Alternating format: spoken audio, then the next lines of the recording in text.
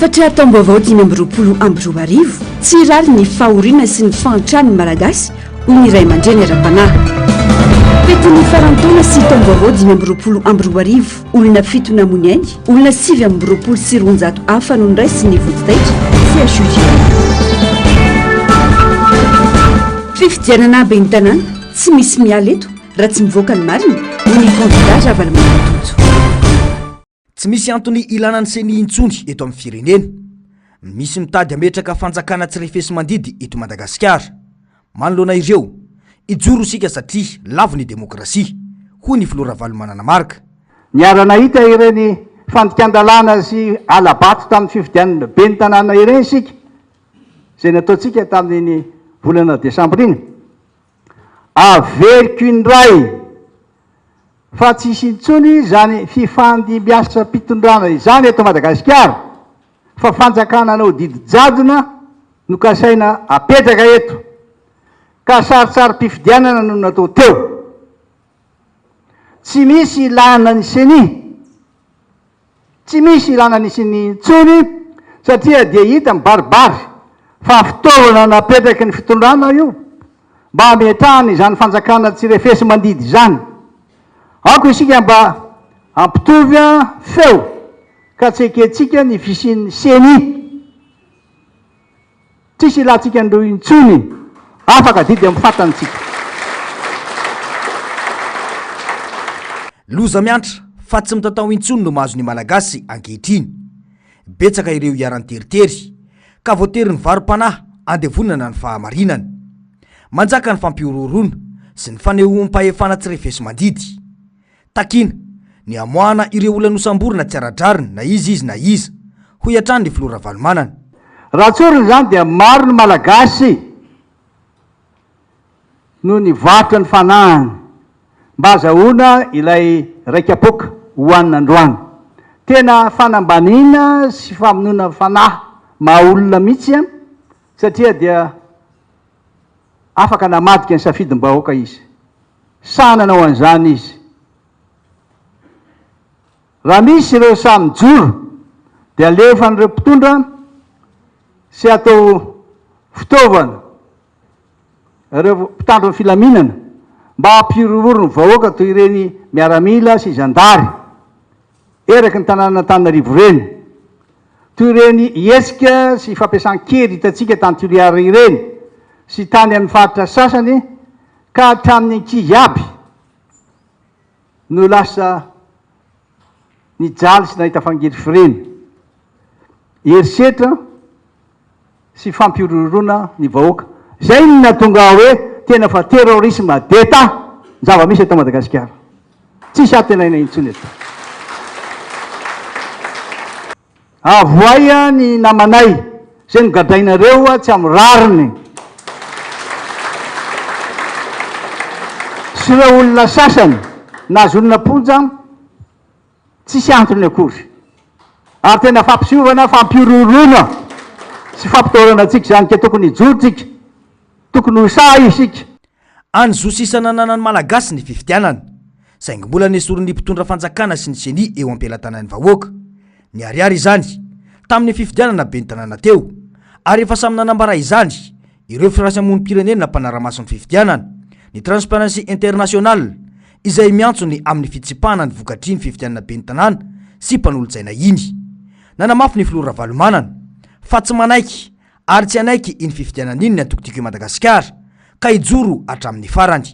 Ry vahoaka malagasy fantatro, hitako ary tsapako ny fijaliana sy ny fahantrana mahazo anareo, mahazo antsika. Fantatro fa maro aminareo no kivy ary efa very fanambola velony amin'ny fitadiavana izay hoanina androany.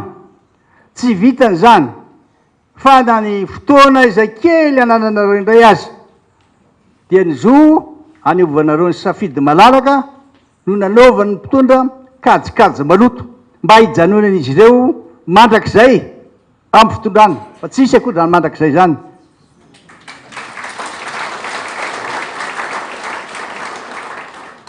Tsy azo ekena intsony zany fanososena ny zo fototra ananantsika zany ka mitsangana mba tsy anaiky ataony mpitondra fitaovana intsony isika.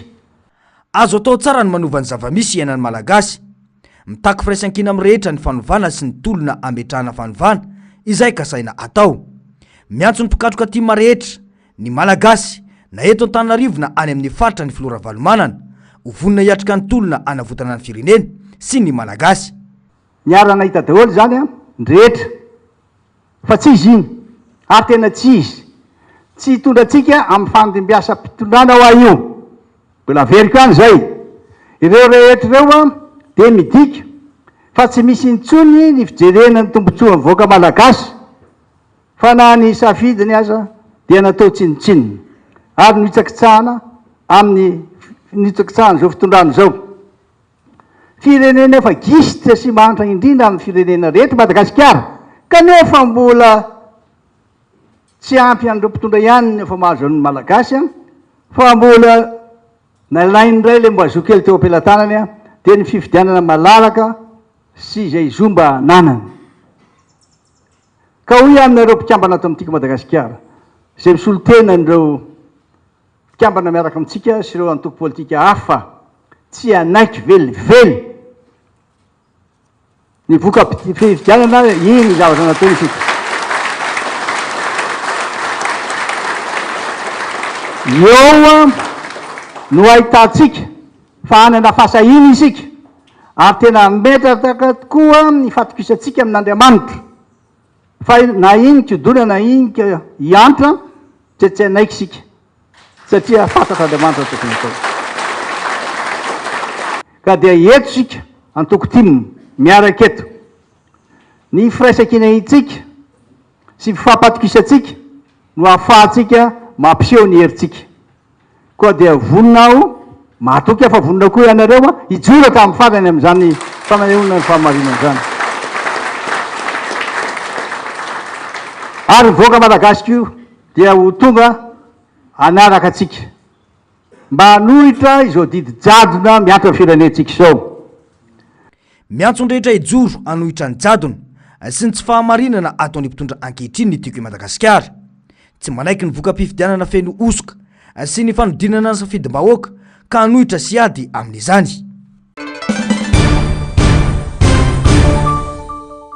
Krismasy ny Herode no nisy teto hoy Tojo Ravalomanana. Tsy faly amin'ny fahafahan'ny hafa fa mitady ny fomba rehetra aminona ilay tondra fanovana sy fiainam-baovao. Mila tonga saina sy vonina hijoro ny rehetra ka tsy anaiky ataony sasany fitaovana ifikirana amin'ny sezany intsony. Hoy ihany ny kandida ho ben'ny tanàna Ravalomanana Tojo. Ninona aloha lazainareo dia amiko Krismasy ny Herode ty. Tena Herode mpanjaka mihitsy no manjaka eto amintsika eto ary tena ratsy fanahy. Tena ratsy fanahy tonga mpamonjy fa izy rerany tsy faly ary tena naniry ny amonona an'izany mpamonjy zany. Tonga tsika nitondra mazava nyaizina ny nameny anareo, nyaizina ny nameny atsika. Zao zay eto manao Krismasy lasa Krismasy boîte de nuit zao eto aminay eto. Raha ohatra nareo mipetraka eto amin'ny manodidina eto tsy afaka matory-tsony ianao mialohany amin'ny 12 alina fa dia mitatatata ao ambany ao le izy mirehatra le jiro eto ambany eto ery alavitra ery analakely tsy ambanimbany eto fotsiny dia efa tsisy jiro tsisy rano. Zay le fampandrosoana selfie fitapitaka fotsiny le izy. Ohatra le niresahany zareo député teo niteny izy hoe manome vary mba resahantsika kely ny le mpanome vary. Raha ohatra le izy ka tena vary no menareo malagasy anankiray mihinam-bary telo isan'andro 100 grammes amin'ny maraina 200 grammes ny atoandro 200 grammes ny hariva zay ny normal zay zany le intelo isan'andro nresahan'ny président teo. Raha ataonareo mikajikajy zany 500 grammes zany ny ray andro. Raha ataonareo fois 7 zay dia manome herinandro dia raha fois 52 zay dia manome herintaona dia raha fois 5 zay dia manome 5 taona. Raha ataonareo le kajikajy ataovy amin'ny telefônina vetivety ane 910 kilo zany.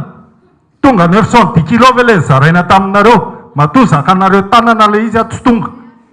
Fitaka, tena fitaka sady zadratsy. Iady isika ary tolona tsy misy miala eto raha tsy tafita ny malagasy ho iatrany ny fanamafisana. Le ray aman-dreny seny kare mba tsy mifahotanareo ray aman-dreny mba tsy mifahotanareo dadabe loloavinay tanora loloavinay taranaka fara mandimby tsy nyrediredinareo akory ny atao eto fantatray fa tsy rarahanareo le izy nenareo dia hoe zay ny androany ihany zay koa fa antitra ie tena fa antitra aloha nareo fa antitra ratsy fanahy tena ratsy fanahy aloha mba tsy zany zay zao eto tanora miaraka ami'retiny vioaka reto dia nanontany zareo naantitra ohatr'izao ve nareo taminareo mitovy taona taminay dia o zay hoe tsy a teneniko anareo enina mbe folo taona zay tsika nijaly teto dia nareo ve dia ino fa dia androso io zavatra eo anatin'ny 3 taona na 5 taona fitaka tena vitaka ka miteny andry zalahy député rehetra nafinaritra aloha mifiaraha-miasa ary tena mbola hito tsy nandeha nakay izany vezivezy teo fotsiny dia mba nandeha nijery ihany koa dia eto dia miteny anareo koa aiza dia tena manaiky ataony reto fitondrany reto totohatra ifikirana amin'io fitondrany io foana tena marina tsy nareo mimantra fa nampahantrany nareo marina tsy nareo mibady fa nahabadony nareo misy politika amin'ny fanabadony eto tsy eritreritry ny ampandroso an'ity fireneny ity zany mihitsy ireo mpitondro ireo fitaka zany laingy zany ary io seni io mihitsy no miprouve an'le izy aiza adino fa nitandrazana dia indrana avy any amin'ny taranaka fara mandimby fa tsy lova ny lovainareo avy any amin'ny tolo nareo zao ny tolo eo dia zay zany zao ny andeha mafatrano anareo eto mandrakizay marina ary tsisy mijanona mandrakizay zany na mifahantrano ny vahoaka anay ary tsy mandrakizay zay dia hijoro eto foana ary tsy hijanony zay raha tsy vitanay eo ho atsika rehetra zay tena nitolona ho atsika rehetra zay tena nanao an'le asa manana faharetany ary mahereza fa etontsika rehetrarehetra mafy ny ady tsisy mialitsika eto fa vitaitsika hatramin'ny farany eo never give up let's go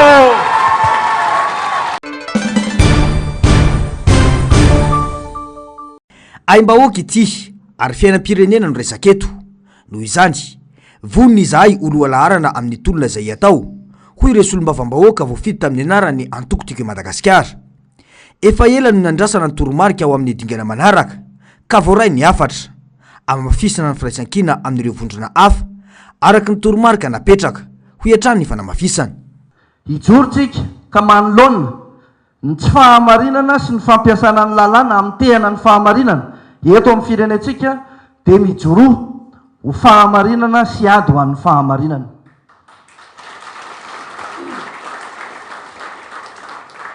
manolona ny aizina sy ny asan'ny maizina izay miteraka fijaliana ho atsika mahatonga ny hery fahamiretana ny fampahatrana ny vahoaka malagasy dia mijoroa ho fahazavana ary hitondra fahazavana ho an'ny firenetsika manolona ny fiainana sarotra izay anjadin'ny mpiarabelona amintsika izay ny 20 isanjato ny vahoaka malagasy tsy mandady arony mitaraina ary miandry atsika dia mijoroa ho fahamarinana ary hitondra fahamarinana sy fanavotana ho an'ity firenetsika ity efa misy manao an'Andriamanitra tsy misy mihitsy eto raha ny zavatra iainantsika fa matoky ny fotoana an'Andriamanitra tsika ary manana ny fotoanany io Andriamanitra io isika mpitarika rehetra koa matoto ingeto isika tsisy ray amintsika tsy mpitarika tsika sendrasendra ny natongavantsika eto fa fandaharan'Andriamanitra ary fampatsiahivana atsika fa misy asa masina sy adida masina miandry atsika sy an'rahan'Andriamanitra atsika ho an'ity fireneny ity kosa isika mijoro ary mivonina amin'ny ady izay tsy maintsy hoatre atsika mba hahafahantsika miala ao anatin'izao fahasahiranana izao sy fampijoroana ny fahamarinana ary ny fanavotana ny vahoaka malagasy eto amin'ity firenena mamitsika ity efa naseho teo Andriamatoa filoha ny fahavononana raha neton'ny antoko tiako Madagasikara no resahana ary mino zahay satria zahay ny feo voarainay any amin'ny fiarahamonina rehetrarehetra any fa miandry ianao ary efa nanome fitokina anao ho mpitarika ny vahoaka malagasy miandry ny antoko tiako Madagasikara ny vahoaka malagasy ary araka ny voalaza teo ny mpikambana amin'ny antoko tiako Madagasikara dia ho mpitarika ihany koa ho voalohany hoy sekretera jeneraly teo ho amin'izany tolona izay tsy hoe efa poizina fotsiny fa efa iomanana zany. mazava ny resaka teo ary tonga ny potsofinay tsirairay avy andriamato président antsy be tsara ofa nyreo solom-bavambahoaka reo président ka tsy mivady bo maso amin'ny taolana tangena tsara afatra ka tsy mena masony tsara matoky manominta tokoa izahay fa eo ianao hitarika anay politika mifanaraka amin'ny takiny ny vaninandro fanaraka amin'ny toetra ny mpitondra sy ny mpifaninana ara-politika amintsika dia araka ny resahana teo hoe tsy manao fa tsy mampiororo tsy manao ato izay fomba hijanonana eo amin'ny fitondrana ka atao doja fomba mamoehatra rehetra tsy mifanaraka amin'ny sitrapon'Andriamanitra sy ny fahamarinana zay efa voaresaka teo. Zay Andriamatofoloha vonina ny amin'izay le hoe irosoana satria fitiavan-tanorazana Madagasikara raha manana ity. Noho izany mila fahasahiana le izy. Saingy zao miteny any ianao teo monsieur le président hoe mahantra le vahoaka malagasy. Tena fadiranovana marina zany président. Fa itsika no matsapa an'izany fahantrany vahoaka malagasy zany. Fa le tena vahoaka malagasy mahantra tsy tsapany zany. Dia zay ny olana ary ny tena fadiranovana mihitsy no potika amin'izao fotoana izao satria tsy valahary reto mitondry reto. Azavaiko inona ny tsy mahavalahary azy manararoatra ny fahantrany olona zay jamba ny fahantrany tsy mahalala kory na hoe mahantra aza izy dia mitondra nyity karazana tosike tsimbone tsinjo hoe le mahazo an'izay koa moa ndre mandeha mihinan-jabora dia lazay mifahalavitra anazy mifahantrana sarotra. Monsieur le président manazava amin'le olona mahantra sy fadiranovana hoe tsy mahavita taonanao iny zavatra iny. Ianao miteny anazy an'izay ndray lazay ny fa maharary nareo ary izy tsy mamenaiky zareo mba manolotra kely indray no kotabaisinareo manahirana le politika. Na izany aza nefa mila mijoro tsika satria zay le ilananay. Zay ny ilanao an'reto mpikambana atao anatiny atoko tiako Madagasikara sy reo antoko miaraka amintsika reto hoe inona no atao manoloana an'izany. Fomba fanao rehefa tonotaona toy izao ny fifanomezam-boninahitra sy ny fampiarabana eo amin'ny ray aman-dreny sy ny zanaka no tanteraina androany teto Faravohitra ny fampiarabana teo amin'ny mpikatokatiky Madagasikara sy ny filora valomanana ary ny ankohonany. Fa raha miombombavaka no nanomboana ny fotoana ho fitrotrona ambavaka ny tanindrazana amin'izao taona vaovao 2024 izao.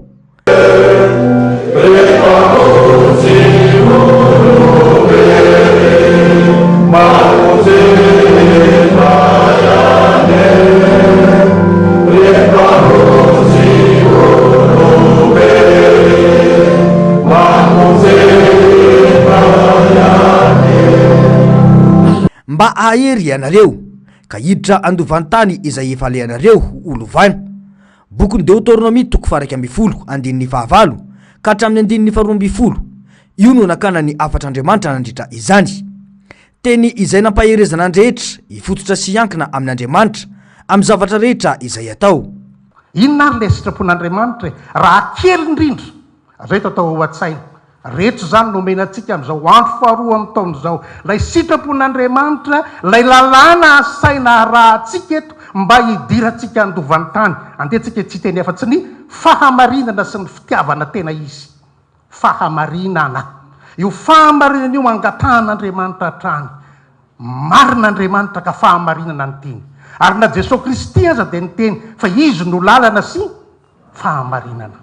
Takina hatrany izy io fahamarinana sy fitiavanamana raha kely averiko indray raha faran'izay vitsy indrindra ireo ny sitrapon'Andriamanitra tsy azontsika avela tsy azontsika arina fa tsy maintsy tandrematsika tandremin'ny fahamarinana sy ny fitiavana marina. Ny lasi-tsaina kristianina na paradigma kristianina dia izay nataon'i Kristy. Inona le nataon'i Kristy?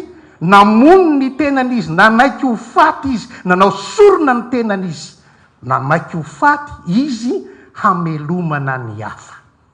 Fa mifanohitra amin'ny lasi-tsaina kristianina sy ny lasi-tsaina Kristy ny zava-misy amin'izao fotoana izao. Mamono ny hafa aho hamelomako ny tenako. Mamono ny mpiarabelona aho hamelomako ny tenako. Fitiava-tena.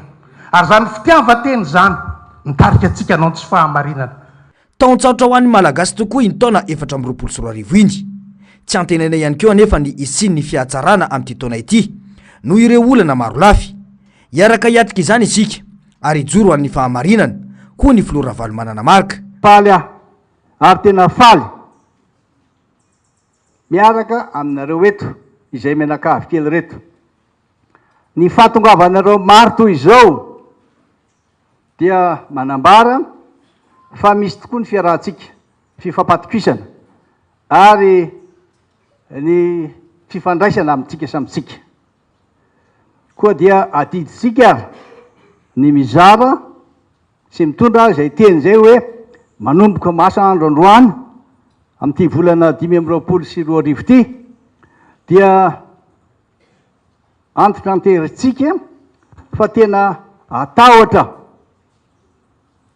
sy sotra n'Andriamanitra tsika ary anankina ny asa mandrarazy ataotsika aminy fa ny fatahoran'Andriamanitra no voaloham-pahendrena ka dia engany fanahymasina ho amintsika tsiraray aby mba hananatsika an'izany fatokisana sy hananatsika an'izany fahatanterahana ny sitrapony zany am'izao taona vaovao zao hoe aminareo de faly tokoa izay menakavy kely reto misolo tena ihany koa izahay amin'ny fianakavinay amin'ny fahatongavanareo tsy manadino ny fifandraisantsika sy ny adidy ianareo izay ihany koa dia faly miarabanareo samy traty taona vaovao 524 ty hitondra soa sy fanambinana ho atsika rehetra ny ty taona ity ary ankintsika amin'Andriamanitra mandrakariva ny asa mandraikitra zay ho tanterahantsika ko aza matahotra nareo mino fotsiny ihany fa tena hijoro amin'ny fahamarinana isika atahotra azy sika ary indrindrindrindra ampiseho fitiavana amin'ireo namantsika isika araka ny kabary zay nataoko tamin'ny faran'ny taona teo dia taona tena sarotra ho an'ny voaka malagasy iny taona 424 iny ary mbola ho mafy noho izany azy ty taona ho diavitsika ty vo maika hiamafy ny fiainana ary tsy maintsy hiatretsika miaraka zany tena miaina ao anatin'ny krizy maro sosona isika ankehitriny ara-toekarena ara-tsosialy ara-politika amin'izao fotoana zao maro ny malagasy tsy mahita hankohanina intelo isan'andro intsony fa zara raha mahita sakafo indray mandeha isan'andro amin'izay azy mbola sakafo tsy zarazara no hita tena efa tsy rariny intsony zao zava-misy eto amin'ny firenentsika zao tena tsy sahaza tsy mendrika ny voaka malagasy zao araka ny toriteny zay voalaza tao tany men'Andriamanitra atsika isy sainge isika tsy nitandrona tsy natahotra azy fa ny tehitra tamin'ny herin'ny olona nino olona natoky olona amin'ny mahatoko politika lehibe ny antoko politika ty manefa dia miandry atsika ny firenena ka tsy maintsy mandray andraikitra isika anariny zany firenena pitehiny sasany zany engane ty taona vaovao 524 ity ho taona ny fahasahina mba anorenana sy anefana ny adidy mba hiadivatsika ny jadona zay misy eto amin'ny firenentsika ka mametraka atsika amin'ny fiainana tena tsy rariny sy fahaontrana mangitsongitsoka sahi mijoro sahi mirahina fa omba atsika mandrakariva Andriamanitra taoriny kabary ny fandimbiasana dia nirosona ny fanolorana fanomezana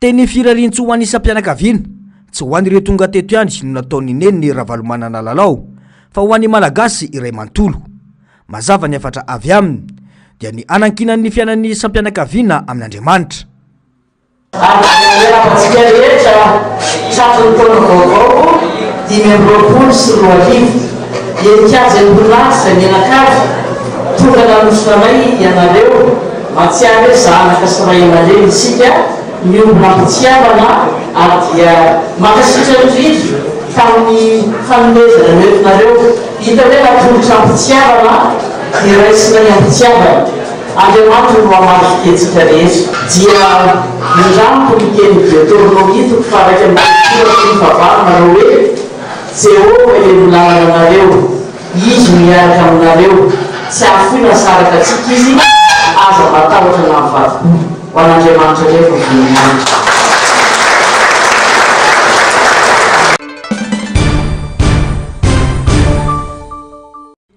Fotoam-pitondrana fahatelo amin'izao no maheo amin'ny fanjakana ireo mpitondra ankehitriny nanomboka tamin'ny tetezamita ka mandraka ankehitriny atreto anefa tsy miova amin'ny fanaovana fampanantenana hatrany ny mpitondra ankoatra izay telo taona katroka izao no tsy nandrenesana fandrotana karama ho an'ny mpiasam-panjakana kanefa ny vidim-piainana tsy misahatra miakatra isan'andro isam-bolana foto-drafitrasa hatrany no mamaika ny mpitondra kanefa ny sosialim-bahoaka mitrosina amin'ny tany tsy mifanaraka amin'ny vanim-potoana sy ny zava-misy iainan'ny vahoaka malagasy intsony ny kabary nataon'ny filoham-pirenena ny farany taona teo iny raha tena mpitondra mitsinjo vahoaka marina koa ny solombavam-bahoaka Razarapiera Fidèle.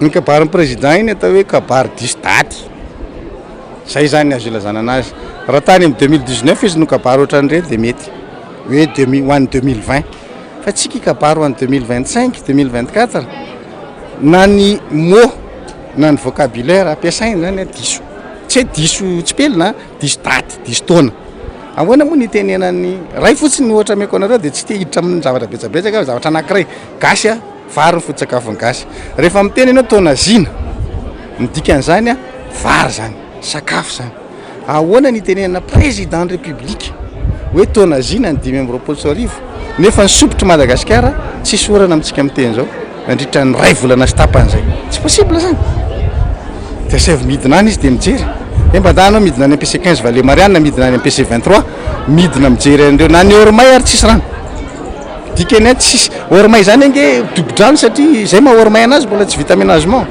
dia nefa io ary tsisy rano fa maina dia ahoana ny terenao fa taona zina ilay taona nefa ny rano tsy misy vary tsy mandeha raha tsy rano ny vofe dikany a aza miteniteny foana zavatra ray zay alaiko zay fa ao anatin'ny kabary iny raha tsy poninareo dia misy ohatran'izay be da be.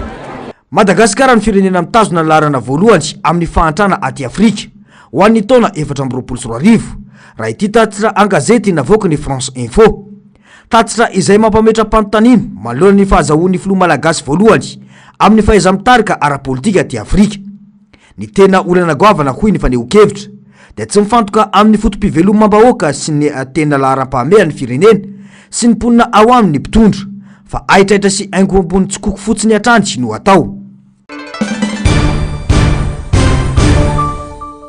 Efa nandritra ny taona maro no natsapana fa miaina fahantrana ny malagasy efa noresahana foana izany mitaky asa izany satria efa maro no tonga saina indrindra fa ireo ray aman-dreny ara-panahy izay tsy sasatry nanao teny mahery sy mahitsy tatoato ny vahoaka ny sisandrasana amin'ny fahatongavan-tsaina indrindra fa ireo mbola manaiky ataon'ny fitondrana fitaovana ifikirana amin'ny sezany hoy Rarinaivo Andrianatoandro azo atao ny manova ny fiainan'ny malagasy saingy mila ampafantarina fa tsy sahazan'ny malagasy izao fahoriana miantra amin'izao satria ny fitondrana no mampahantra azy manoloana izany dia ny fanovana ny mpitondra ihany no vahaolana hoy hatrany i Rarinaivo Andrianatoandro. Zatra atao voalohany aloha dia manongotra kanefa diany zao koa dia tokony efa eritreritrintsika fa raha soroanareo dia inona no fitondrana mendrika tokony apetraka mba tsy hiverenany krizy lavareny toy zao krizy nisy foana fa tamin'ity tao anatin'ny krizy mbola nisy krizy koa satria ny fitondrana tsy navita azy zany hoe tokony atambatra aloha ny hery tokony tsy jery tsisy tsangan'olona averiko tsisy tsangan'olona fa ny hery no natanjaka soroana zao zavatra ao dia apetraka ny hoe inona fitondrana takininona régime takininona no atao mba tsy siny tsy siny krizy tsony mba hitiana heroso any amin'ny fampandrosoana ny malagasy. Mitaky firaisankina avy amin'ny hery rehetra ny zava-misy fa tsy antoko politika iray na roa intsony mila mifampidinika sy mampandefitra ny ambom-pony rehetra raha toka tena itsinjo ny vahoaka malagasy sy ny firenena marina ho iantrany ny fanamafisana oka ny lasa ombany lasa nisy ny fiarahana tamin'ny décembre 2023 nisy fisarasarana tamintsika nanao solombavam-bahoaka eny voka mpifidiana navoaka ny senia satria misaratsaratsika noho izany dia zavatra tena ilaina mihitsiny ary zaho manokana dia makasitraka an'izay fiarahany hery rehetra mpanohatra amin'izao fotoana zao anohatra ty fitondrana tsy manjary ty raha ny fantatra dia rahampitso amin'ny folooro no anatanteraka ny fananganana ny komity ikarakara ny fionambe ho an'ny fanoerana eto Madagasikara ireo antoko politika mitovy fijery tafiditra indrindra ao anatin'ity fananganana ny komity fanomanana sy famolavolana ny paikady ho fanavotana any Madagasikara andrasana arak'izany ny fivoaram-baovao na itsariana fonja ny afatra taom-baovao nataon'ireo ray aman-dreny ara-panahy eo nivon'ny FJKM sy ny ECAR mitodika manokana amin'ny malagasy rehetra izy ireo aza manao taom-baovao ny elaykely ny taona fotsiny vaovao fa izy nijanona ho tonta-kely aza manao taom-baovao ny adala manao andriamanitra ho tsy misy ka andeha itsambiky mikipy aza manao taom-baovao ny mpanao isan-keritaona taom-baovao no miditra am-piangonana mandava-taona tsy miangona intsony aza manao taom-baovao ny marary saina mihevitra ny hoe tsy ho faty ka tsy mihevitra ny mandrakizay hoy ny filohany FJKM ny mpitandrina irako ami Andriamasoa aza manao taom-baovao ny laykely ny taona fotsiny vaovao fa izy nijanona ho tonta-kely aza manao taom-baovao ny adala manao an'Andriamanitra ho tsy misy ka handeha itsambiky mikipy aza manao taom-baovao ny mpanao isan-keritaona taom-baovao no miditra am-piangonana mandava-taona tsy miangona intsony aza manao taom-baovao ny marary saina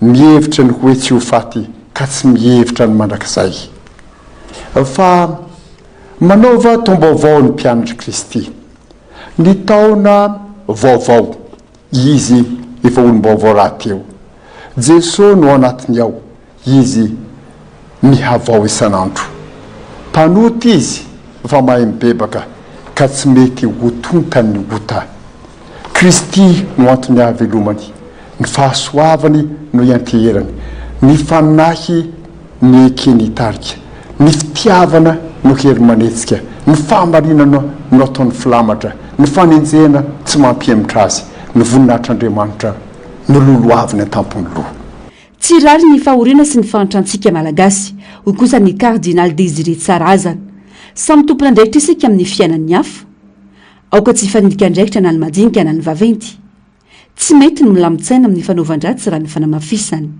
mitaky fibebana ny zava-misy sy ny fampandrosoa satria raha tsy mibebaka na dia manan-karena aza dia olona maty hoy izy tsy rary ny rehavana tsy rary ny fahoriana ny fahatrantsika malagasy tsy rary ny ty mangaitaeta ambony lakana ity mampalahelo ny mahita ny olo tia handrositra ny Madagasikara raha mahita hevitra te hitady fiainana metimety koa na ho heveriny ho metimety koa any velany aoka tsy fanelika ny raikitra na ny madinika na ny maventy ho antsika kristiana tsy ampy ny fanaovana alleluia amen ao am-piangonana fa ny vavaka ataontsika tokony hanova ny fiainantsika ho amin'ny tsaratsara kokoa tsy mety ny milamintsaina amin'ny fanaovany ratsy rehefa ao am-piangonana dia Jesu Kristy no sefo no filoha fa eo am-piasana kosa eo amin'ny fiainandavanandro dia ny demony ray be ny lainga ray be ny famitahana mpiatsara velatsihy no hatao patron mila mibebaka raha tsy mibebaka isika tsy androso mihitsy ity nosontsika ity.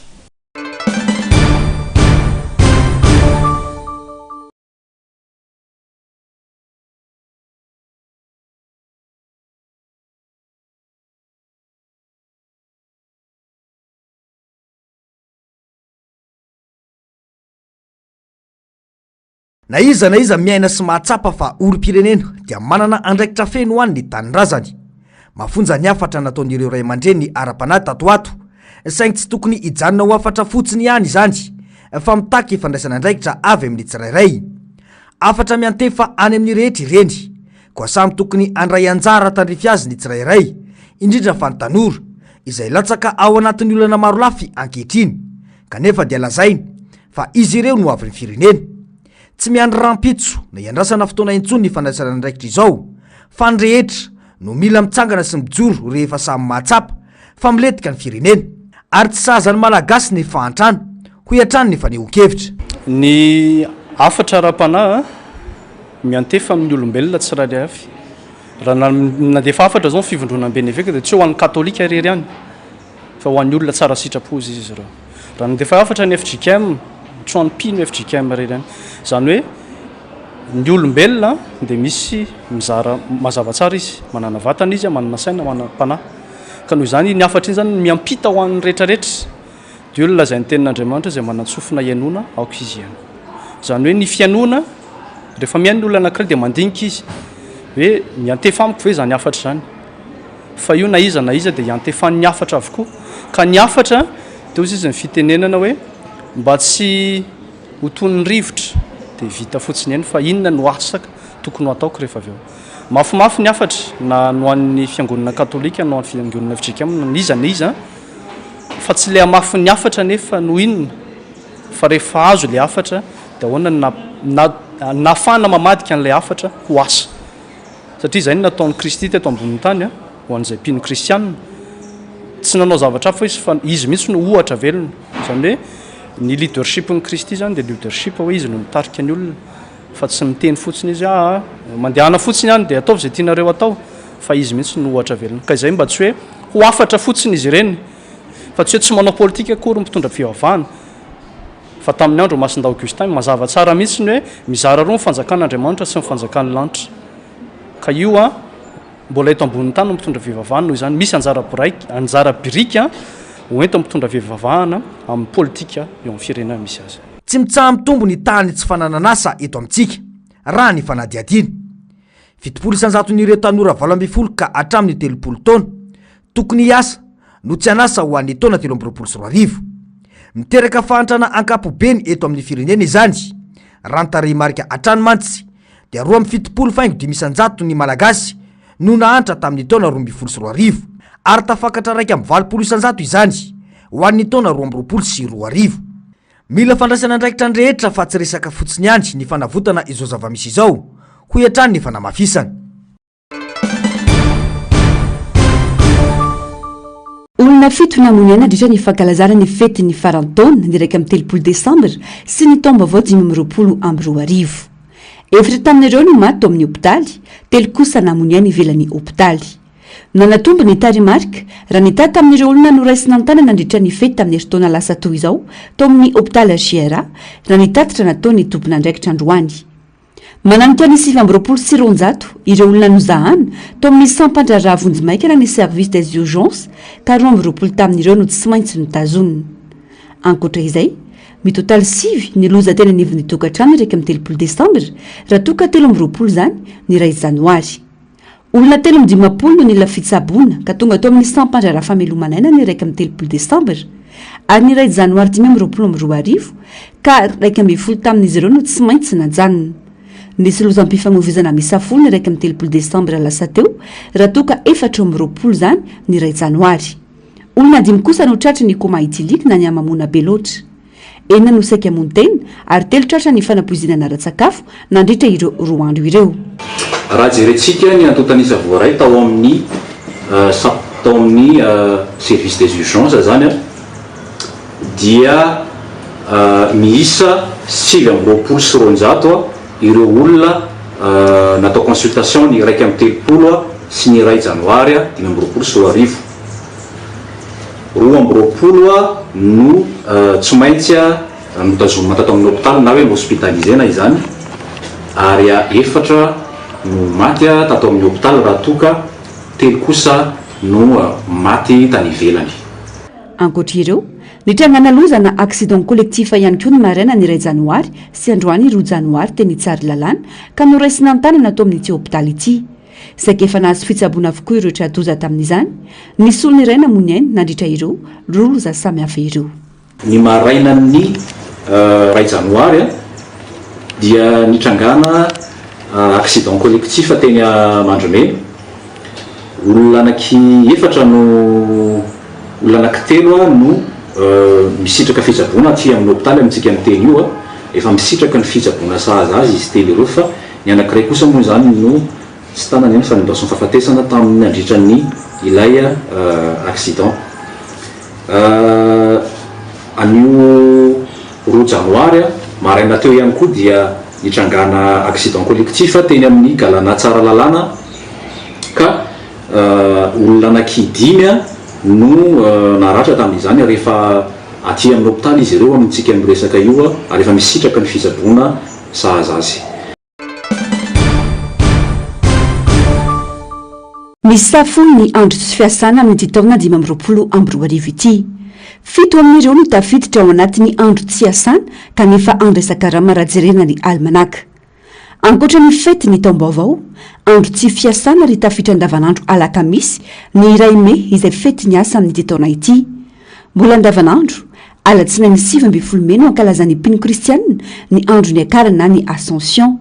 Aorin'izay ny fety ny faleovantena ankalazana isaky ny 9 Jona ka tafiditra andro alakamisy. Manampy izany ihany koa iray volana sy tapany aoriana io ny fankalazan'ny kristianina ny andro ny akarany Masina Maria na ny Assomption ny 15 Aogositra andro zoma. Eo ihany koa nefa ny fankalazan'ny mpino silamo ny Eid el Fitr ny alatsinainy ndraiky amin'ny 30 Martsa. Amarana ny andro tsy fiasana amin'ity taona ity tafiditra andavanandro ny fety Noely 2024 izay andro alakamisy. Saika tafiditra ao anatin'ny farany randro avokoa ny ambin'ireo fety samihafa toy ny andro raisam-pirenena ho an'izy ny vehivavy ankalazaina isaky ny 20 Martsa sy ny fahatsiarovana ireo namony ainy tamin'ny tolom-panafana ny 20 Martsa ary ny fety ny olo-masina ny 2 Novambra izay samy andro sabotsy avokoa. Anampy ireo ny alatsina ny Paska 20 Aprily sy ny Pentecote 7 Jona 2024 izay andro natao tsy asana fotsiny ihany. Isan'ny anamarika ny taona 2024 ny fisiana ilay tranga antsoina hoe Super Lune izay isiny 3 amin'ity taona ity raha navoaka ny tranonkalany Naza. Ahitan'izany ny 7 Oktobra 2024, 10 Novambra 2024 ary ny 4 Desambra 2024. Raha ny fananariana ara-tsiantifika ho feno manana ny volana amin'ireo fotoan'ireo, ho hita lehibe kokoa noho ny mahazatra ny volana mandritra izany. Ankoatra hitranga amin'ny 14 Martsa 2024 ihany koa ny antsoina hoe éclipse lunaire na ny fanakonam-bolana mantolo. Ahitan'izany avokoa ny any Amerika avaratra sy atsimo, ny ampany amin'ny Azia ary Afrika andrefana.